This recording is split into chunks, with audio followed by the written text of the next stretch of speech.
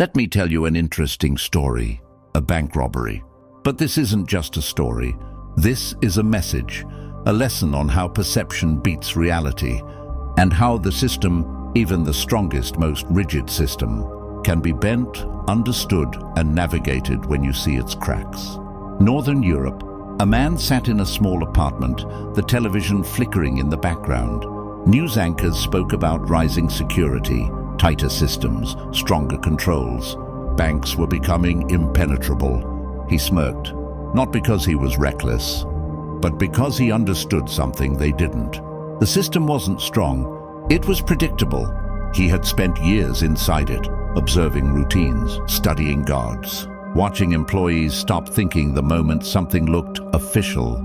He even studied the police, their procedures, their psychology, their limits. He knew how they would react, what they would notice, and what they would ignore. That was the crack, not the vault, not the alarms, the people, the patterns. Every morning, the same behaviors repeated, same guards, same shifts, same predictable procedures. Security wasn't alert. It was comfortable, and comfort is where systems become blind. He wasn't alone. He found others, thinkers who understood the same truth. Systems can be mastered not by force but by study, by attention, by knowing the choreography. They spent months, then a year, studying everything. Timing, behavior, patterns, how people expected the world to move. They didn't plan a robbery, they planned a lesson in perception. On the day it happened, nothing felt unusual. They arrived calm, dressed as technicians, carrying equipment, blending perfectly into the system. They didn't rush or hide. They belonged there. They knew the choreography, how guards think, how employees react, how police would hesitate. Inside, every step was correct, every action routine. They carried toy guns, harmless but convincing. Hostages remained calm, even beginning to defend their captors. The system watched and did nothing, because perception had already decided they belong here. The vault wasn't broken. It was accessed as if it had always been open. But the money they took wasn't the government's tracked funds. They stole unmarked bills, hidden collateral, wealth that the authorities didn't even know existed, money that avoided taxes, invisible to the official system. When the police finally broke in, they saw nothing unusual. The government's money remained untouched. Only unrealized wealth had vanished, a crime within the cracks of the system itself. Hours passed. No alarms, no chaos. When they left, they didn't run. They walked out calm, composed, carrying what they came for. Just technicians finishing a job. And yet, the world never saw what had been happening beneath it.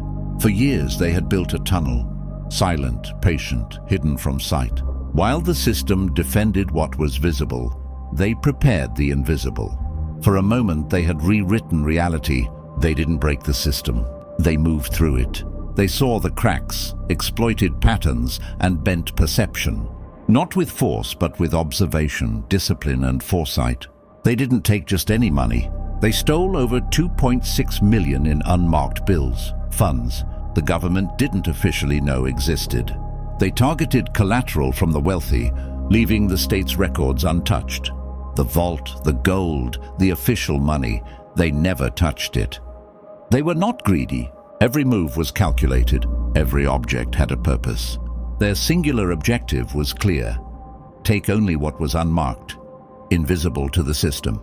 Before vanishing into the tunnels they had spent years digging, they left a note for the authorities, simple yet pointed. In rich neighborhoods, it's money, not love. And then they disappeared, leaving behind only calculated chaos and a public fascinated by their audacity. Once they were safely distant from the scene, they began to celebrate. Laughter, cheers, relief. The mission had succeeded. When they reached the warehouse, they counted the money. Their eyes widened. Amazement, satisfaction, a perfect execution. But beneath the triumph, there was always a lingering unease, a quiet awareness that the system, once bitten, does not stay silent. Every action has a consequence. Every crack exposed carries a risk. One of them understood this more clearly than the others. And in that moment of celebration, he felt the first shadow of what was coming. Like all things, there is no light without darkness. What began as a flawless work of deception, an almost surgical display of intelligence and control, slowly unraveled into something far more human and far more fragile. The four men were formidable as a unit, disciplined, calculated, united by a shared vision. But beyond the operation, beyond the precision, they lived separate lives. Lives entangled in relationships, emotions and desires. And it is within such personal complexities that cracks begin to form. One of the men had a wife. She knew nothing of the heist, at least not at first. But intuition is a quiet observer. Subtle changes began to surface. He no longer complained about bills, rent, or the cost of living. He stopped going to work entirely. And yet, their home began to fill with quiet signs of unexplained wealth. Piles of cash, hidden carelessly, almost arrogantly. When she questioned him, his answers were vague, evasive, rehearsed. But she had already seen enough. The news spoke endlessly of the heist, the precision, the mystery, and deep down she knew her husband was not just a witness to the story. He was part of it. But suspicion alone does not destroy a man. Betrayal does. The turning point came not from the law, but from within the home. He had grown distant, colder, distracted. She began to notice messages, late at night, hidden conversations, fragments of a second life. Another woman, a plan forming in secrecy, words about leaving, about disappearing, about starting over elsewhere. That was the fracture. What had once been a controlled, calculated operation now faced something no strategy could fully contain: emotion, ego, desire. And from that moment, the chain of events had already begun. Once she decided she had heard enough of her crumbling relationship, something within her shifted. What began as suspicion had evolved into something far heavier: envy, resentment, betrayal of her own. She watched the man she once trusted drift further away, not just emotionally, but strategically, building a future that no longer included her. And in that realization, a decision began to form. One that would not only end their relationship, but unravel everything he had built. It wasn't impulsive. It wasn't loud. It was calculated. Late one night, in the quiet tension of a house filled with secrets, she sat alone. The television flickered in the background. Investigators, headlines, analysts dissecting the very heist her husband thought he had perfected. Her eyes shifted between the screen and the cash beside her. She picked up the phone. For a moment she hesitated, not out of doubt, but out of understanding. She knew exactly what this meant. This wasn't just revenge. It was collapse. Then, with a calm that mirrored the very men she was about to expose, she made the call. Her voice was steady, precise. She didn't over-explain. She didn't panic. She simply provided what the system had been searching for: direction, names, patterns, a crack. And just like that, the system that had been outplayed had found its way back in. What years of discipline and strategy had built was undone in a single act of emotion. Betrayal had entered the game, and unlike the vault, unlike the guards, unlike the police, this was one weakness they had never accounted for. The moment the call ended, the game changed. Not instantly, but decisively. Inside dimly lit offices, investigators leaned forward. Patterns that once meant nothing now had context. Movements that seemed random now had direction. The system had not been rebuilt. It had been reawakened, like a chess player spotting a hidden weakness. They began to close in, quietly, patiently, precisely. Phones were tracked, locations mapped, associations cross-referenced. Every move the robbers had made, once invisible, was now being replayed, analyzed, reconstructed.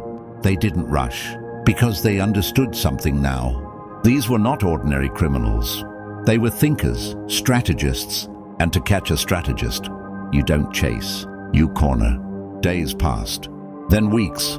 The net tightened. One morning, before the city fully woke, they moved. Tactical units surrounded the house, silent, controlled. No chaos, no shouting, just presence, authority, finality. Inside, he sensed it before he saw it. That quiet shift in the air, the kind that tells you the game is over. And in that moment, boots stormed in. Voices barked orders. Weapons raised without hesitation. The system had arrived. She stood there, frozen, feigning ignorance, as if she knew nothing, as if she hadn't made the call. Then she saw him, dragged down, forced to the ground, pinned like a dangerous man. No pause, no questions, no humanity. And that's when it hit her. This wasn't what she imagined. This wasn't justice. Everything she believed collapsed in an instant because the man she betrayed was not the one she feared anymore. And for the first time, she began to question who the real criminals were. Outside, his wife stood between two agents, crying, not out of confusion, but consequence, from the back of a vehicle, separated by steel and silence. He watched. No anger, no panic, just understanding. The move had been made, and it wasn't his.